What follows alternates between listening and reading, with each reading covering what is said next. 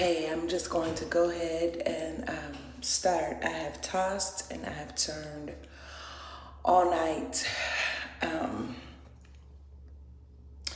thinking about the heaviness of this day, of this season, thinking about the heaviness of this day in antiquity, from antiquity to today.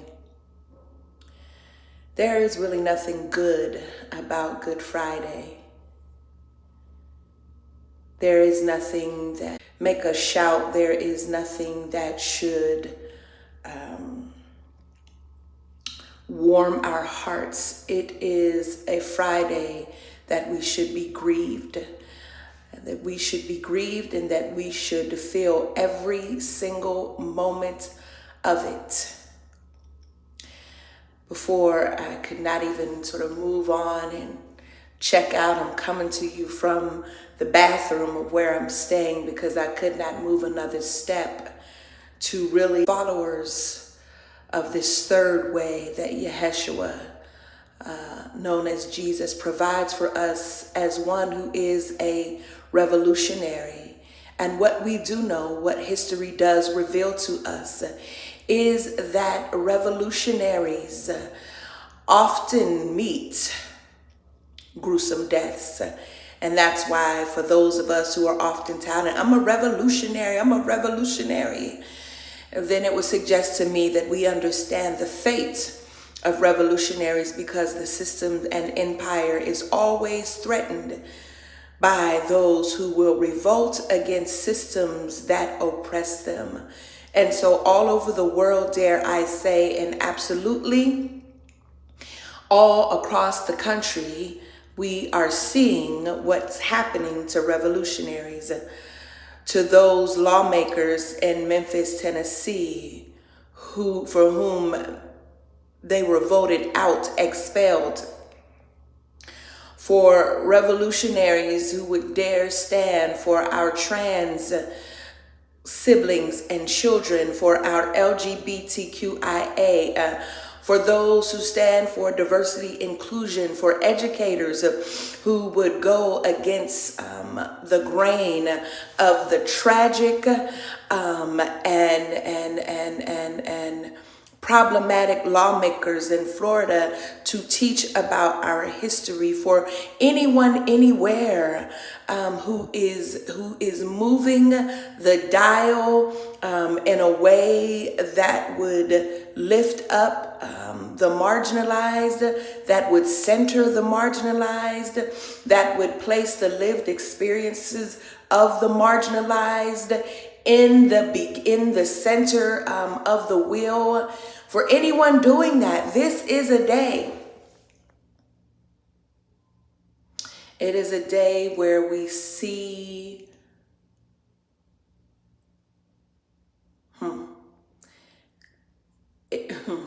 if I'm just going to be truthful, it is a day where we see what our fate may be if we continue on this journey. Yeah, I know that we have been fed a tradition. We have been fed a faith. We have been fed, oh my God, today.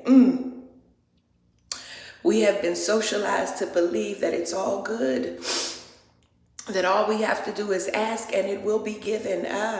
That all we have to do is say the name, and at that name, every knee will bow and every tongue will confess. That all we have to do is be in the will and put God first and God's righteousness, and everything else will be added. But we're not ready to deal with what will be added. So as you go into this Friday, where we reflect upon a state-sanctioned execution, a public lynching, as you go into this Friday, I want to urge you, and I'm asking you, and I am imploring you to go into it with solemnity, to let your heart break. And for those of you who are preaching not to rush folks on to Saturday, but let us sit. Don't leave folks shouting. You should be leaving sanctuaries in silence. You should be leaving virtual 7 last words in silence. And if there is any shout, let it be a moan, let it be a groan that your spirit cannot contain, that just has to come out of your body. And remember that we are standing in the tradition of this revolutionary, and that we not just bemoan and groan the lynching of Yeshua HaMashiach, the African Messiah, but we moan of many of those who walked in his way, who not worshiped him, but followed him, who followed him because they believed that it was the way to bringing equity and equality, the way to bringing liberation to the oppressed. And so we stand and we also mourn the lynching of a Fred Hampton. Ashe. Yeah. We also mourn the forced exile of an Assata Shakur. Ashe. We also mourn the lynching of a Denmark Vesey. Ashe. Of a Nat Turner. Ashe. We also mourn, while these were not lynching, certainly the toxicity held in their body as a result of the trauma that they experienced was also a type of crucifixion from those of our leaders who died, from those of our revolutionaries who died as a result of chronic diseases, as a result of the disease that trauma brought them, that turned into chronic disease. And so we also grieve the death of cancer of a Fannie Lou Hamer, of an Ella Jo Baker. And for those who did not even know that they would become martyrs or revolutionaries, but whose deaths we watched, or at least the aftermath of it, that came through our screen, who channeled, who prompted movement and revolt of a Mike Brown, and of a Sandra Bland, and of a George Floyd, and of a Breonna Taylor, and so many others. There is nothing good about Good Friday. And even in our asking, when we think about those 7 sayings, that one of my dear brothers is fixing to preach this evening, so I will not fully share, but simply say this. The weight becomes so heavy for Jesus, I imagine, on the cross, that he screams out, "Why have you forsaken me?" But I'm not quite sure that God has forsaken me, God. That it is indeed the system that has forsaken. And I want to invite us to shift the question to the systems that have forsaken because they are not equitable, to the systems that have forsaken because they are steeped in white supremacy, for the systems, to the systems, even the church systems that have forsaken because they are steeped too much in respectability politics, that over this weekend we are way too concerned about what outfits we are going to wear. And I get it, I understand it, because certainly I grew up in that tradition, and for a long time I made sure that our own children had a particular aesthetic during this weekend. But here's what I want us to understand, that this entirety, the way in which we have joined together Holy Week and Good Friday and married it to capitalism, and even some of the bigger ministries who are bringing in big name celebrity gospel singers and paying thousands of dollars to entertain us in stadiums about resurrection because we got up, but we're not there yet. But let me just say this Friday is not about that. And I'm going to jump and say, and neither is Sunday. You should be feeling it, and you should be reflecting. You should be feeling the pain of parents who've had to walk with their sons and their daughters and their non-binary children. They have had to walk with them to knowing that death was imminent. Yeah. You should be thinking about our imprisoned revolutionaries that remain behind the wall. You should be thinking about Mumia Ashe. Hey, God, glory. Yeah. We should be thinking of, listen, this is not a crackerjack Christianity.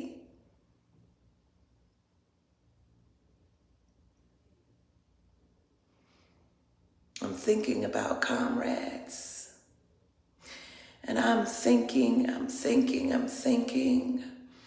about folk who literally gave their lives, whose family no longer have them, whose children grew up without them, whose partners lay now in a bed where there once was a body. I'm thinking about the folk who loved us so much.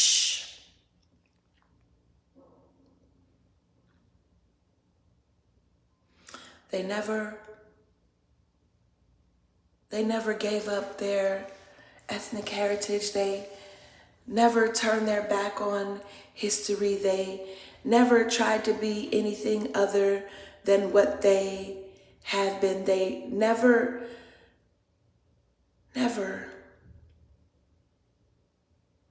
It's a day of reflection.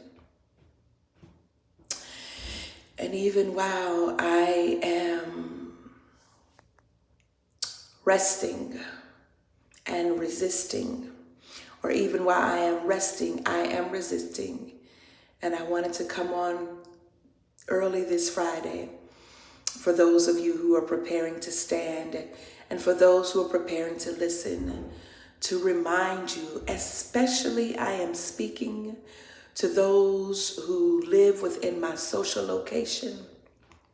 Especially I am speaking to those within the African diaspora, and particularly the African American Church of North America. I am talking to you. I absolutely understand and get and know that I know, and I hope that you know, that our movement should often be countercultural. And part of our problem is that we have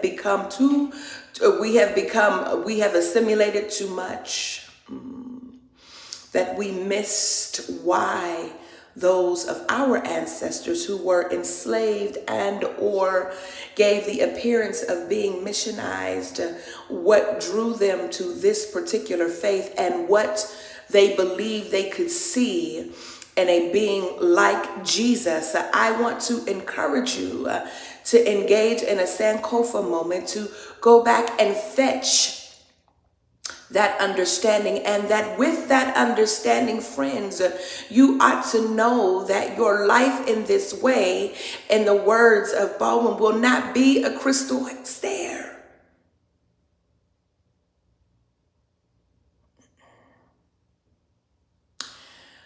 That you will listen to these sermons today, you will reread the story that you find in the gospel text. You will sit today, and all day on Saturday, you will go down to the depths, even in the way to snatch the keys. But you will understand that in getting those keys are to unlock shackles from our minds and shackles from our spirits. Hey, God, today.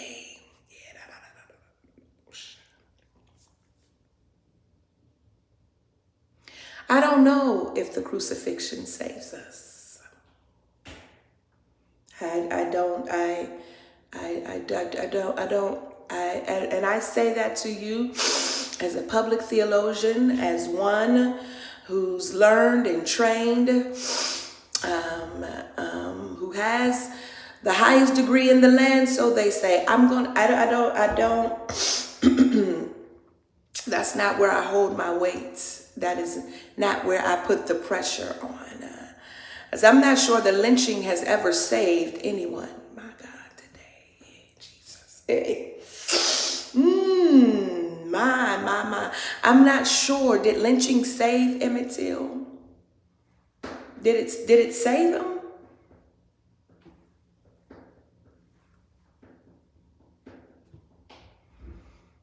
Did it save us? I don't know if that's where the focus needs to be.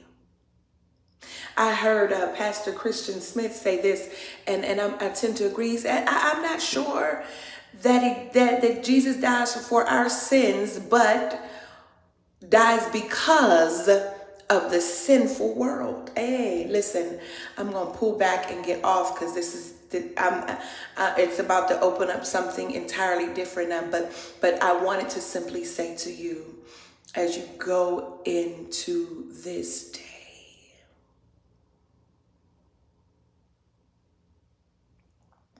and into this weekend, child, you know, you're getting your Easter baskets and you're watching the children, you know, do their Easter egg hunts, and your church people got all that going on. And some of you are gonna say, Melva, you a Debbie Downer. Some of y'all gonna say, Melva, you just want to take it all out and da da da da. And I'm gonna have to say, yeah, because when you know better, you do better. Yeah. The problem is because we've been socialized since we've been little. Yeah, but if we start teaching our children now what this is really about, that it has nothing to do with Easter bunnies, amen. Just like Christmas don't have nothing to do with Santa Claus. And yeah, I mean, like I put up in trees because I like the lights. And yeah, listen here, if we snatch the commercialization out of it, if we snatch the commodification out of it, what is it that we are left with? A murder of one who believed that there was a new order coming, of one who believed that he was a son of God, like we are children of God, of one who believed so much so in his divinity, his divine connection with God, that he believed that he can summons this energy into his hands and that he had the ability to touch like we do and call folk into a new way of being like we do. We are acknowledging that one who believed in liberation, I'm not even going to say for all people, because Jesus came for his people. Let's be truthful about that.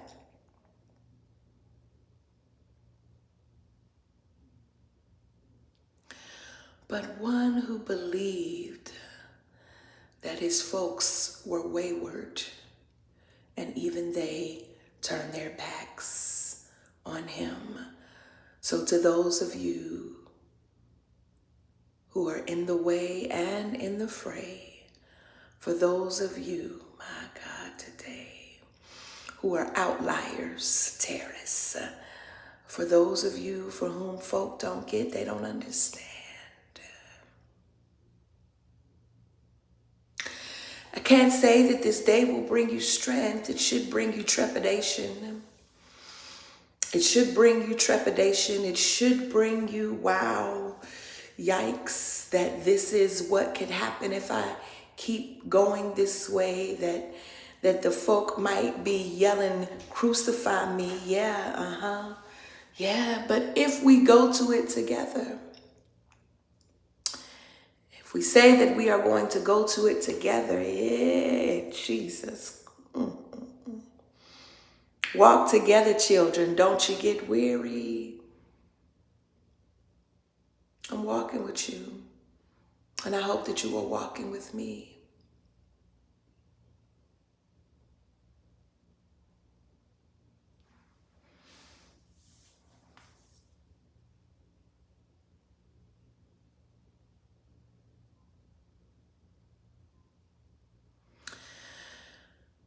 Walk together, children. Don't you get weary. Ashe. Ashe. Ashe. I'll see you on the other side.